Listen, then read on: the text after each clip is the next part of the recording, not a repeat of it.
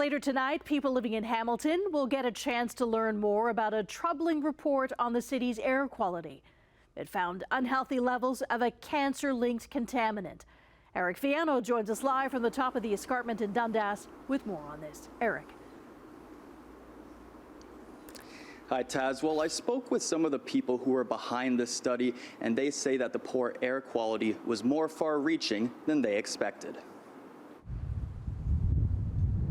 The largest air monitoring experiment in Hamilton's history found that levels of pollutants were generally worse in the lower city, near industry or busy roadways. This is nothing that would be surprising to us, but it's good to have confirmation.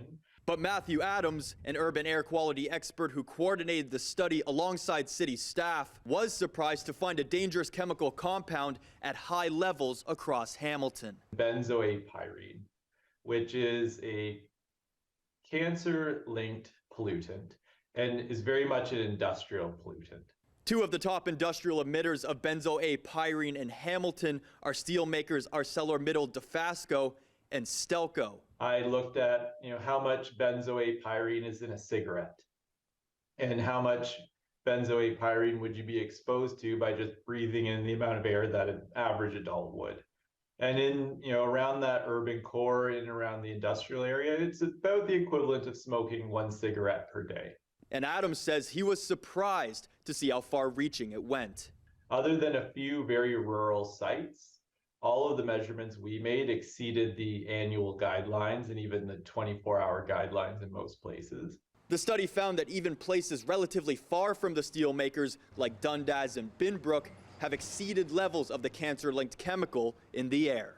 Between the wildfire smoke and the stuff coming from the factories downtown, it's gross. And what is the cost? What is the medical impact on all of us? Between now and then, how many more people are actually going to get sick and die because of this pollution? We are living in a steel town, but I didn't realize that it was so bad in Binbrook. I actually am concerned. I didn't think that being this far away, it would really affect us. Now, the study was funded by Health Canada and measured several air pollutants at over 60 sites. The project was led by the City of Hamilton in collaboration with Environment Hamilton and the University of Toronto.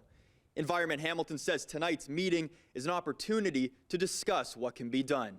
When we're looking at air quality data, yes, the sources from the steel industry are concerning, and yes, the progress is slow. But there's a lot that the city can do to put pressure on steel industry and have them come to the table and work on those issues. Now, Ian Borsick says the whole point of the project was to give Hamiltonians an understanding of what's happening in their backyard so that they can choose to do something about it. Now, the results of the study will be shown in a public meeting tonight. That meeting starts at 7.